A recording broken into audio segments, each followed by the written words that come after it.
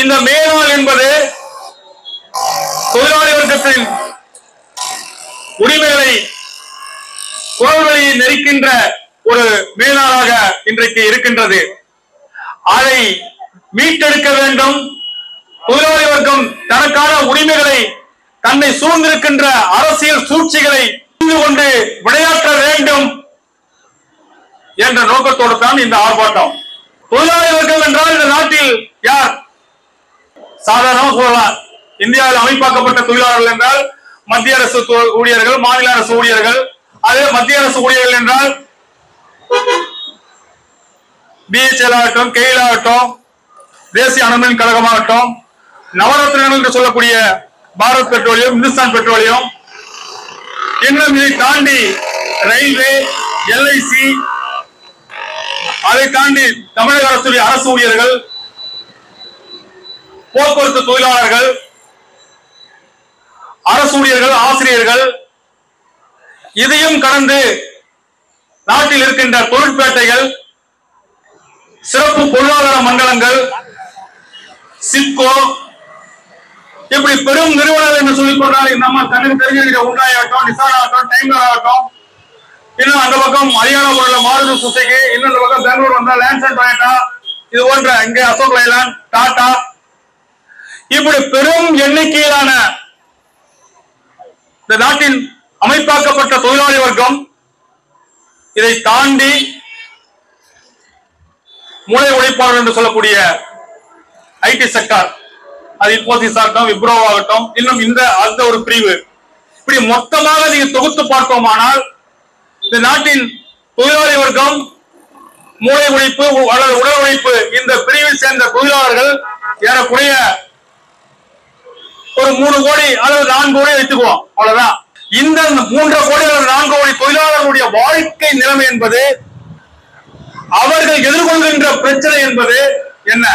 இதான் மையமான விஷயமாக இருக்கின்றது. முன்னாடி இந்த துறையில் சொல்லக்கூடிய எல்ஐசி ஆகட்டும் அல்லது பிஹெச்எல் ஆகட்டும், முன்னாடி HVF டேங்க் ஃபேக்டரி ஆகட்டும், இந்த மாதிரி அமைப்பாக்கப்பட்ட தொழிலாளர்கள் ஒரு 10 ஆண்டுகளுக்கு முன்பாக இருந்த நிலைமை, ஒரு 20 ஆண்டுகளுக்கு முன்னாடி இருந்த நிலைமை, அந்த நிலைமை என்பது மேம்படவில்லை. நான் போன வருஷம் நல்லா இருந்தேன், இன்னும் இந்த வருஷம் நல்லா இருக்கிறேன் அப்படின்ற இல்ல. அந்த நிலைமை மேம்படுவது என்பது குறைந்து, இந்த வேலை இருக்குமா இருக்காதா, என் குடும்பம் பாதுகாக்கப்படுமா, என்னுடைய சந்ததி பாதுகாக்கப்படுமா என்பது கேள்விக்குறியாக மாற்றப்படுகிறது. அது எப்படி கேள்விக்குறியாக மாற்றப்படுகிறது?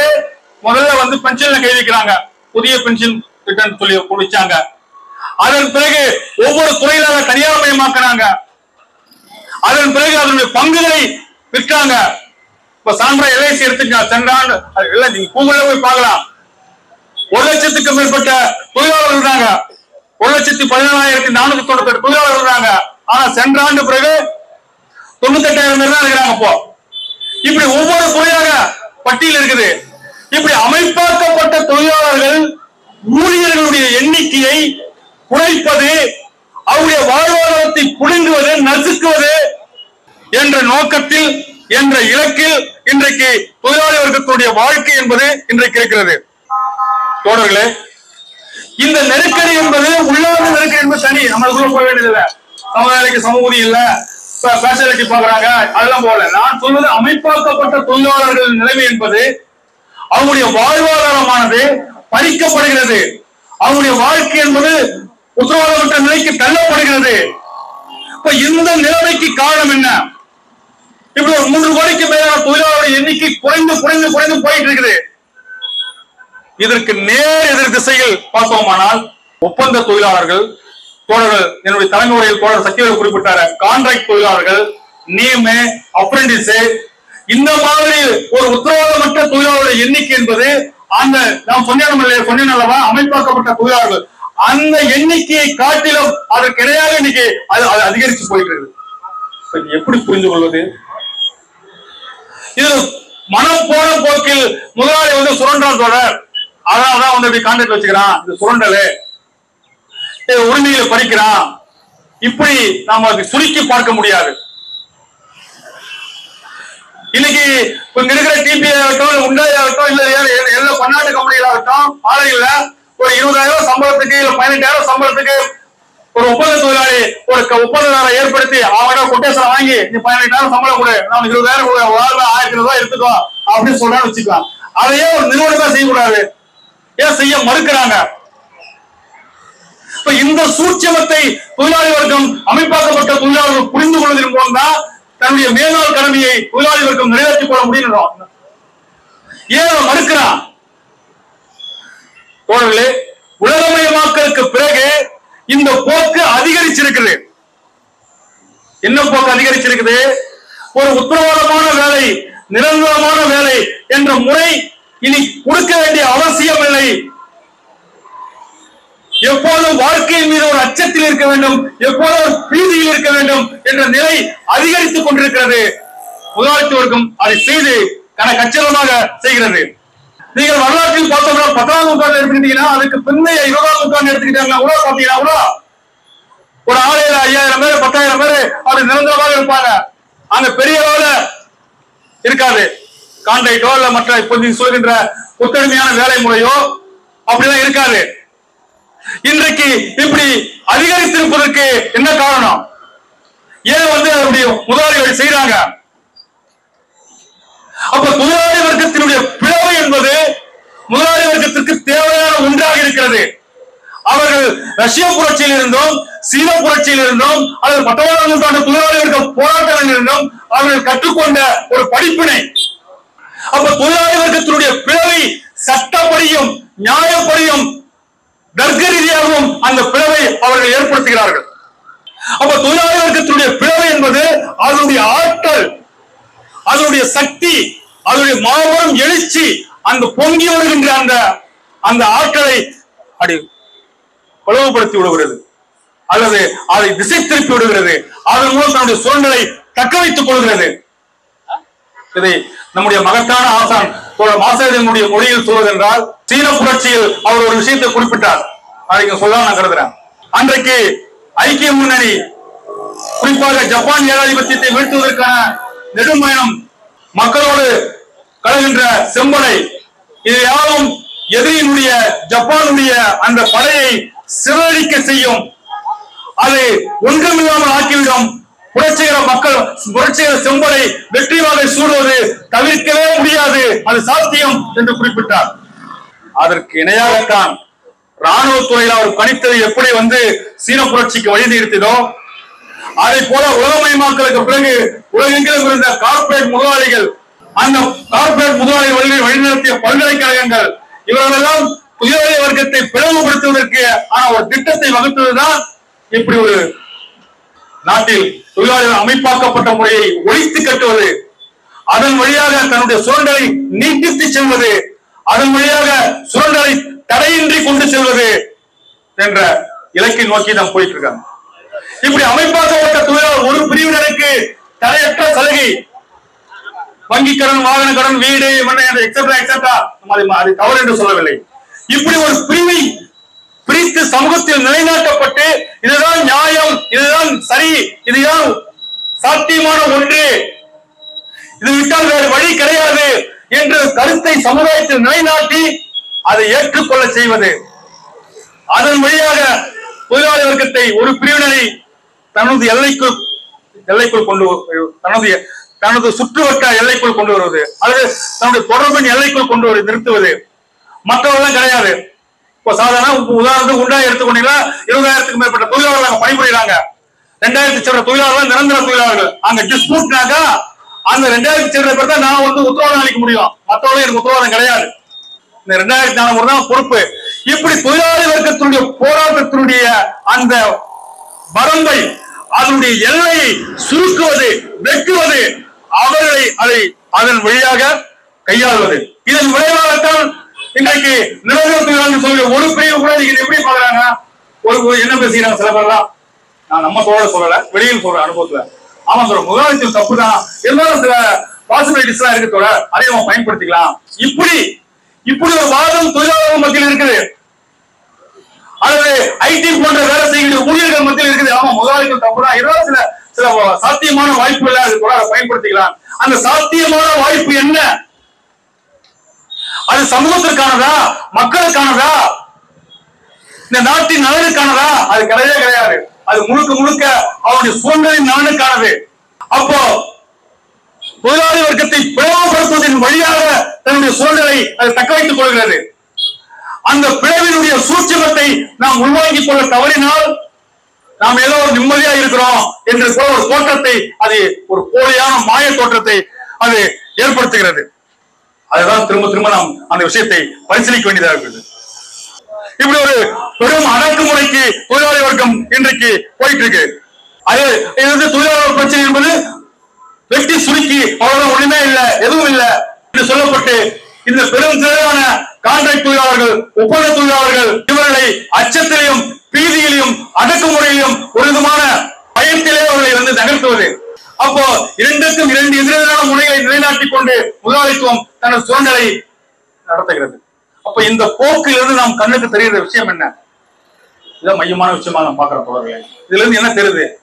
அப்ப தொழிலாளி வர்க்கம் ஒரு ஆலையில் வரலாற்றில் 19ஆம் நூற்றாண்டிலும் அதற்கு பிறகு திரளான தொழிலாளர்கள் இருந்தாங்க. அது குறைஞ்ச ஊதியமாக இருந்துட்டு போட்டோம்.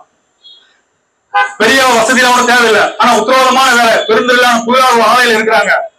ஆனா அவங்களுக்குள்ள பெரிய இதுவும் இல்லை என்று, பெரிய பிளவு இல்லை என்ற நிலை இருக்கிற போது தொழிலாளி வர்க்கம் வரலாற்றின் நிகழ்ச்சி போக்கை, வரலாற்றினுடைய போக்கை, திசை வழியை அவர்கள் தீர்மானித்தார்கள். ஒரு மேலாள் ஆர்ப்பாட்டம் என்றால், ஒரு விலைவாசி உயர்வு என்றால் அவர்கள் தீர்மானித்தார்கள். தொழிலாளி வர்க்கம் சான்றாவதிக கொஞ்சம் முன்னாடி போய் பாருங்க.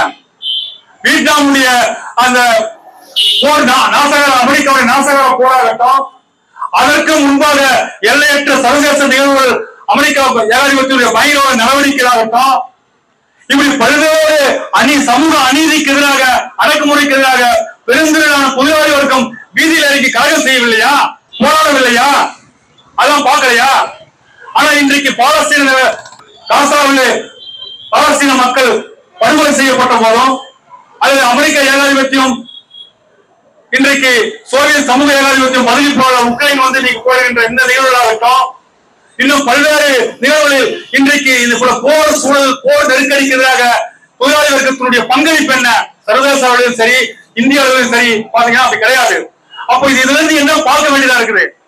அப்ப தொழிலாளி வர்க்கத்தினுடைய அந்த வீழ்ச்சி, அதனுடைய வரலாற்றை, அதனுடைய வர்க்க போராட்டத்தினுடைய போக்கை தன் கட்டுக்குள் கொண்டு வருவது, தன்னுடைய நிகழ்ச்சிகளுக்கு கொண்டு வருவது, தான் எந்த திசையில் அதை போனமோ அந்த திசையில் அவரை கட்டுக்கோள் வைத்துக் கொள்வது என்பது இன்னைக்கு கார்பரேட் முதலாளி வர்க்கத்தினுடைய ஏகாதிபத்தியமுடைய இலக்காக மாறி நிற்கிறது.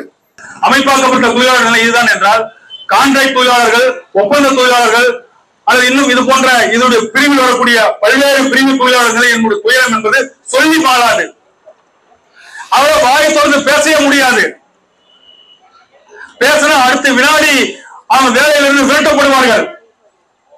அப்ப தொழிலாளி வர்க்கத்துடைய வாழ்க்கை என்பது இன்றைக்கு மிக கொடூரமான நிலைக்கு தள்ளப்பட்டிருக்குது. இதை பற்றி மார்க்சுடைய ஒரு மேற்கோள் மட்டும் சொல்லி முடிக்கிறேன். குழி ஒழிப்பு மூலதனத்தை மார்க்ஸ் இடத்துல குறிப்பிடுறார். தொழிலாளி வர்க்கம் தனக்காக எப்போ அவர் வாழறாரு? தனக்காக அவர் வாழ்றதே இல்லை அப்படின்றார். நாள் ஒன்றுக்கு 16 மணி நேரம் 17 மணி நேரம் வாழறாரு. அவர் உழைச்சி ஃபேக்டரியிலிருந்து வெளியே வந்த பிறகு மது விடுதியிலையோ, அது தேநீர் விடுதியிலோ, அது இரவு படுக்கறையிலும் போதுதான் தனக்காக அவர் வாழறாரு என்றார். அவர் தனக்காக வாழ்க்கையை தோணும் போது அவர் அது உணர்வதில்லை. அப்ப அவருடைய உழைப்பு என்பது மூலதனத்தினுடைய தேவையை நிறைவு செய்வது மட்டும்தான் அவர் உழைப்பாக இருந்தது. ஆனால் இன்றைக்கு நிலைமை அது எப்படி மாறி போயிருக்குது? வேறு வடிவத்தில் மாறி போயிருக்குது.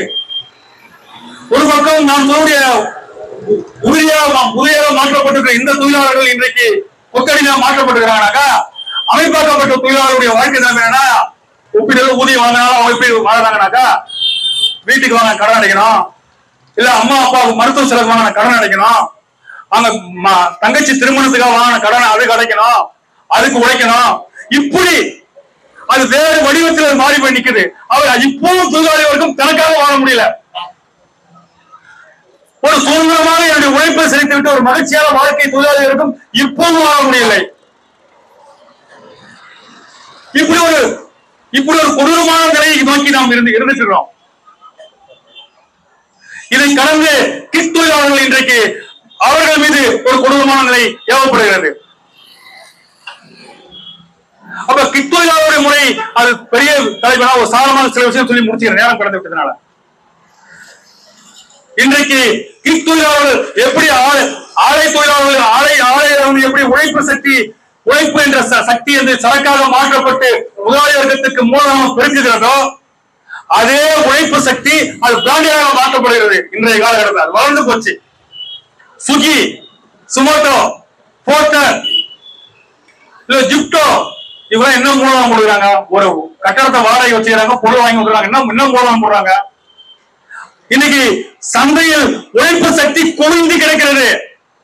அந்த குவிந்து கிடக்கின்ற அந்த உழைப்பு சக்தியை அதே உழைப்பு என்ற சக்தி அந்த உழைப்பு என்ற சரக்கை அவன் பிராண்டடா மாத்திடுறான். சுகின்ற பிராண்டட், சுமோட்டோன்ற பிராண்டட் அதை மாத்தி அவன் வந்திருக்கிறான். அந்த தொழிலாளர்கள் எதை பற்றியும் பேச முடியாது. நாடு ஒன்றுக்கு ஒவ்வொரு தொழிலாளிகிட்டையும் குறைஞ்ச 1000 ரூபாய் 500 ரூபாய் குறையாம உழைப்பு சூறையாடப்படுகிறது. துல்லியமா கணக்கு போட இன்னும் அதிகமா இருக்குது.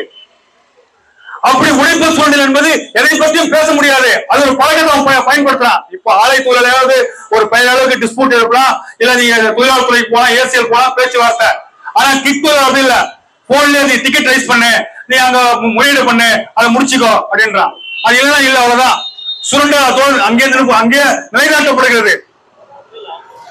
ஆக தொழிலாளி வர்க்கமானது இன்றைக்கு அமைப்பாக்கப்பட்ட தொழிலாளி வர்க்கம் ஒரு பிரிவு அமைப்பாக்கப்பட்டதிலிருந்து சிதறடிக்கப்படுகிறது. இன்னொரு புறம் அமைப்பாக்கப்பட்ட தொழிலாளி வர்க்கம் இன்னொரு புறம் அவர்களை கண்ணீரின் நிலைக்கு வறுமையின் நிலைக்கு விரட்டுகிறது. இந்த பக்கம் கிக் தொழிலாளர் என்ற புதிய பிரிவு அவர்கள் இன்னொரு கொடூரமான நிலைக்கு சுழல் நிலைக்கு கொண்டு செல்கிறது. ஆனால் இந்த 3 பிரிவிலும் இருக்கக்கூடிய முதலாளி வர்க்கத்தினுடைய லாப விகிதம், முதலாளி வர்க்கத்தினுடைய அவருடைய சொத்து மதிப்பு அது மட்டும் வற்றாத ஜீவநதி போல உயர்ந்து கொண்டே போகிறது. அதற்கு இந்த அரசு, அதிகார வர்க்கம், ஆட்சியாளர்கள் எல்லாம் இருக்குது.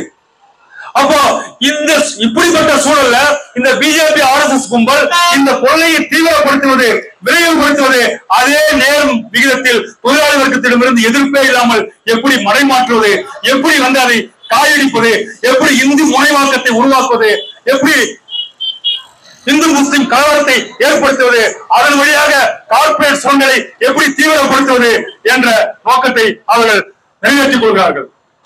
ஓட்டுக்கட்சி அரசியல்வாதிகள் தம்முடைய ஆளுவர்க்க சேவைக்கு எப்படி இன்னைக்கு அந்த கூட்டணி, முற்போக்கு கூட்டணி, தேசிய கூட்டணி என்று வைத்துக் கொண்டு ஆளுவர்க்கத்துக்கு சேவை செய்கிறார்கள். ஆனால் தொழிலாளி வர்க்கம், நாம் அமைப்பாக்கப்பட்ட தொழிலாளி, நாம் கான்ட்ராக்ட் தொழிலாளி, நாம் கிக் தொழிலாளி என்று நாம் பிரிந்து கிடப்பதால் நம்முடைய உரிமைகளை நிலைநாட்டிக் கொள்ள முடியாது. நாம் 3 ஒரே பொது எதிரி இந்த கார்ப்பரேட் முதலாளிகள் தான், இந்த ஏகாதிபத்தியங்கள் தான், இந்த அம்பானி அதானி போன்றவர்கள் தான், இந்த பாசிஸ்டுகள் தான், இந்த அந்நிய ஏகாதிபத்தியங்கள் தான் அனைவருக்குமான பொது எதிரி. நாம் நம்முடைய வர்க்க கூட்டணியை அமைத்துக் கொள்வோம். தொழிலாளி வர்க்கம் என்ற முறையில் நம்முடைய வர்க்க கூட்டணியை நிலைநாட்டிக் கொள்வோம். அந்த வர்க்க உணர்வோடு நம்முடைய பொது எதிரியான முதலாளி வர்க்கத்தையும் இந்த அம்பானி அதானி RSS பிஜேபி பாசிச கும்பலையும் அந்நிய பன்னாட்டு நிறுவனங்களையும் வீழ்த்துவதை நோக்கி அவர்களுடைய சுரண்டல் அரசியலை, சுரண்டல் அதிகாரத்தை அகற்றுவதை நோக்கி நம்முடைய பயணத்தை தொடங்குவோம். அதற்கான இந்த மேலாள் ஒரு தொடக்கமாக அமையட்டும் என்று கூறிக்கொண்டு முடித்துக் கொள்கிறேன். நன்றி தோழர்களே.